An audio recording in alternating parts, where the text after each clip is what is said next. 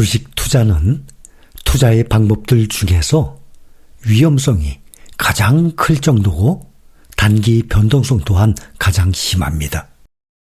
하지만 5년, 10년의 기간을 놓고 보면 수익률이 가장 높은 투자 방법이기도 합니다. 이것이 바로 장점이자 단점입니다.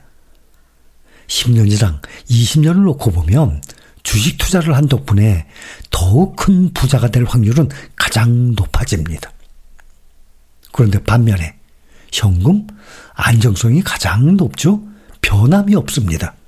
하지만 물가 상승 때문에 구매력이 시간이 흐를수록 줄어듭니다.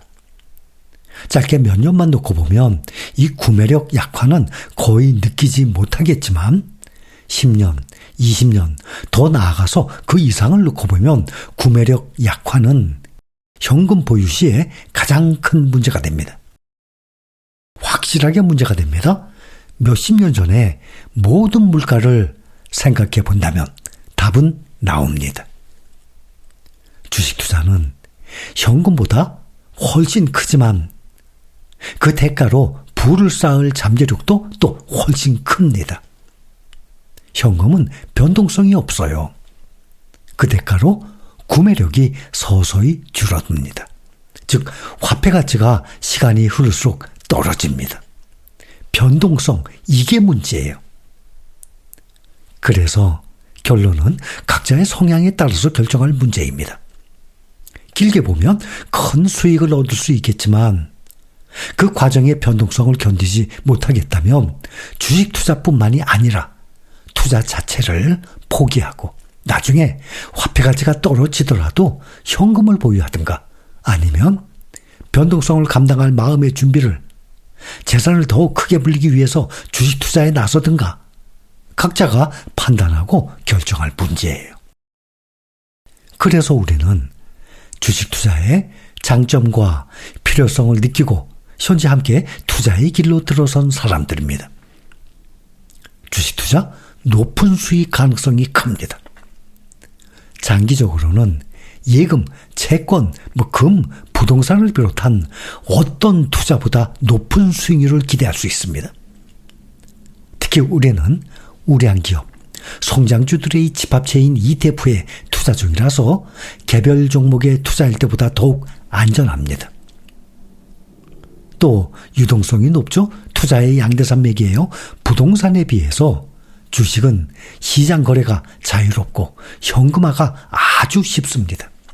매수 매도 언제든지 가능하기 때문에 또 기업을 부분적 소유할 수 있는 그 장점 아닙니까? 이것이 주식 투자의 가장 큰 매력이에요.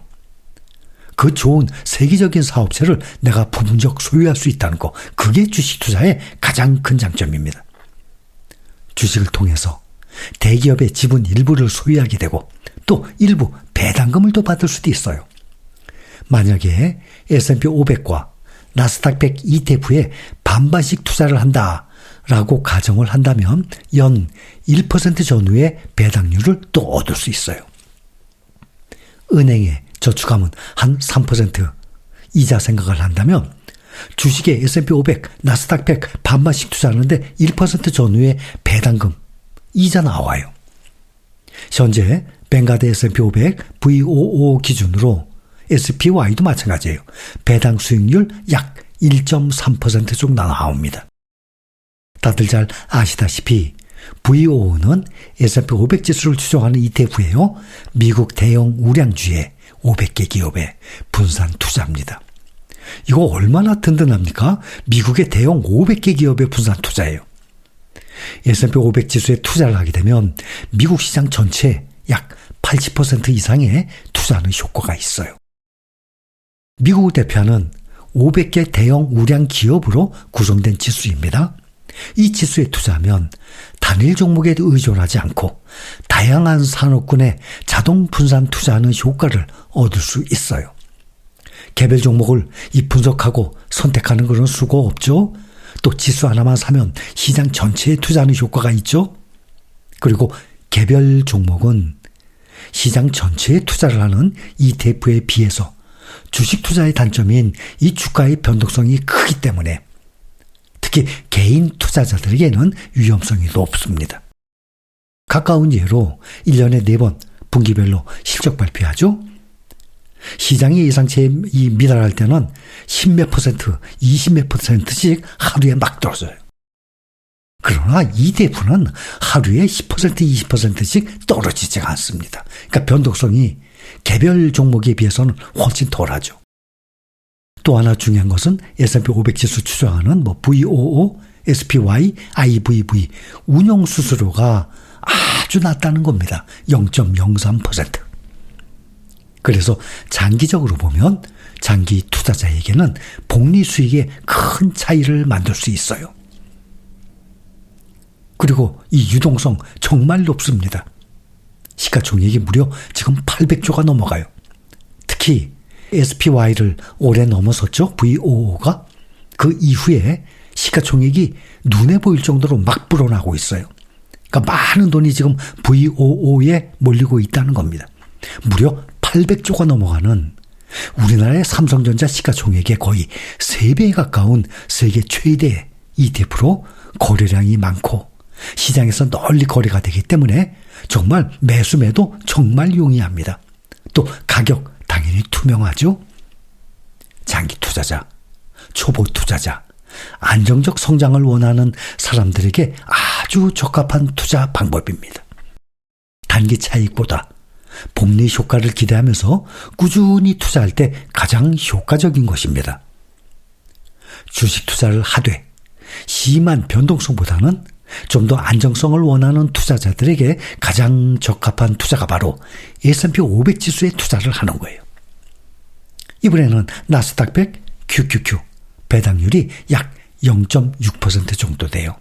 그래서 0.6% 나스닥 100과 또 1.3%의 S&P 500 더해보면 평균 0.95% 나와요. 그래서 1% 전후의 배당률을 말씀드리는 것입니다. 주로 기술주 중심 성장 기업에 투자하죠.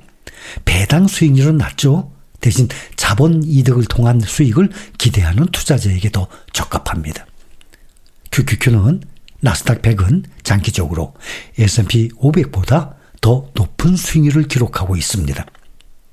지난 10년간의 투자 수익률을 비교를 해보면 VOO 185%, 거의 100% 2배니까 185%, 거의 3배 가까이 불어났죠. 10년 동안에 S&P 500이 185%. 그런데 나스닥 100은 391%. 그러면 거의 5배 가까이 불어났다는 겁니다. 이렇게 두 종목만 봐도 2배 이상의 수익률 차이를 보이고 있어요. 특히 기술 섹터가 주도하는 시장에서는 강한 상승세를 보이는 장점이 있어요. 지금 현대 이 세계는 지금 기술 섹터가 주도하고 있습니다. 그러나 또 약세장이 오거나 그렇게 되면 나스닥 100이 S&P 500보다 평균적으로 더 크게 하락합니다.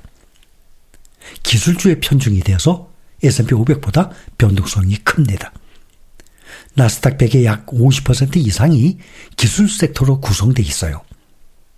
헬스케어, 산업재, 금융주 같은 이 전통산업 비중이 적거나 없어요. 그래서 기술주의 특성상 금리, 또 각종 규제, 실적 이슈에 따라서 주가가 또 크게 변동이 생깁니다.